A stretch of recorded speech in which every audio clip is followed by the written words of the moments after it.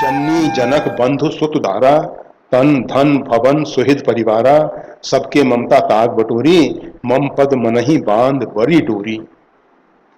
जननी मेरी माँ, मेरे पिता, मेरे भाई, मेरी पत्नी, मेरा पुत्र,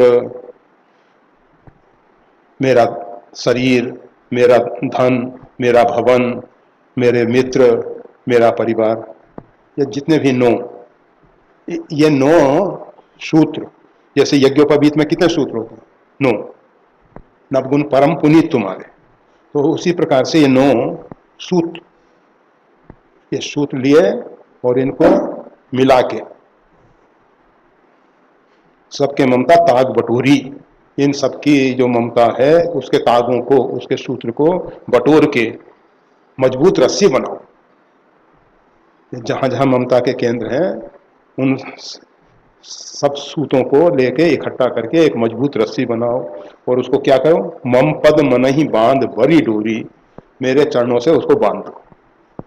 मतलब जो ममता माता में है, जो ममता पिता में है, जो भाई में है, बंधु में है, पुत्र में है, पत्नी में है, तन में है, धन में है, मित्रों में है, उन सबको, सबके ममता, सब ममता को, ममता के जितने भी ताग हैं, तार हैं, उन सबको बटोर के एक मजबूत रस्सी बना के भगवान के चरणों में बांध दो।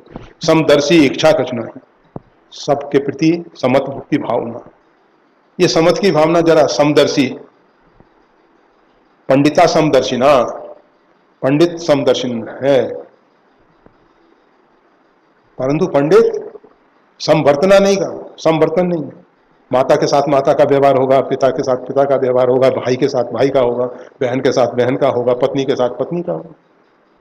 हमारे शरीर के प्रति समदृष्टि है कि शरीर हमारा है, सभी अंग हमारे हैं, परंतु वो भोजन मुख से ही करेंगे ना, ऐसा तो नहीं कान में रखेंगे। तो समदर्शी मतलब समवर्तन नहीं होता है, समदर्शन होता है। वो गीता में श्लोक में कहा गया है कि गबी मतलब हस्तिनी, कुत्ता, हाथी, चांडाल और ब्राह्मण, सब में सम दृष्टि होती है, पंडिता समदर्शिना। तो वो समदर्शी का मतलब ये नहीं कि हाथी का भोजन कुत्ते को दे दें, कुत्ते का भोजन हाथी को दे दें, ऐसा नहीं होगा, नहीं चलेगा। ना तो हाथी का भोजन कुत्ता कर सकता है, ना कुत्ते का भोजन हाथी कर सकता है।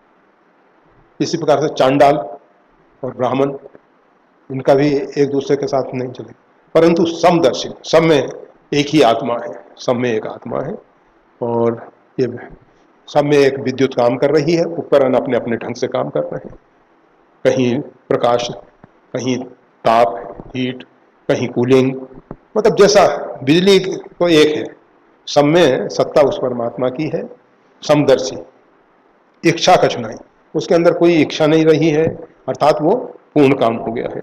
हर्ष शोक भय नहीं मनमाही, उसको ना तो किसी उपलब्धि से हर्ष होता है, ना किसी प्रकार की हानि का शोक होता है, ना किसी व्यक्ति से, ना किसी पदार्थ से, ना किसी प्रकार से भय होता है, नहीं मनमाही, उसके मन में किसी भी प्रकार का हर्ष शोक भय नहीं है।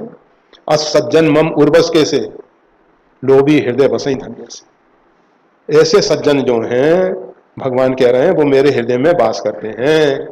अगर हमको भगवान के हृदय में निवास स्थान चाहिए, हम चाहते हैं कि अब यहाँ देखते नहीं है कि कौन सी अच्छी कॉलोनी है जिसमें हम बसें जाएं, सब इसी प्रकार से अगर भगवान के हृदय में हम निवास करना चाहते हैं तो ये जो ऊपर बातें बताई गई, जननी जनक बंधु सुतारा तन धन भवन सुहित परवारा, सबके ममता ताग बटोरी, मम पद बनई मम पद मनहि बांध बर डोरी, और समदर्शी इच्छा कुछ नाही, हरस शोक भय नहीं मनमाई। असज्जन, इस प्रकार के जो सज्जन हैं, मम उर बस कैसे, मेरे हृदय में उसी प्रकार से बसते हैं। लोभी हृदय, लोभी के हृदय में बसई धन जैसे, जैसे धन बसता है। देखने के लिए धन्यवाद। श्री गुरुदेव की वाणी का और ज्यादा लाभ लेने के लिए कृपया हमारे चैनल को लाइक और सब्सक्राइब करना ना भूलें। चैनल का लिंक डिस्क्रिप्शन बॉक्स में उपलब्ध है। जय श्री राम।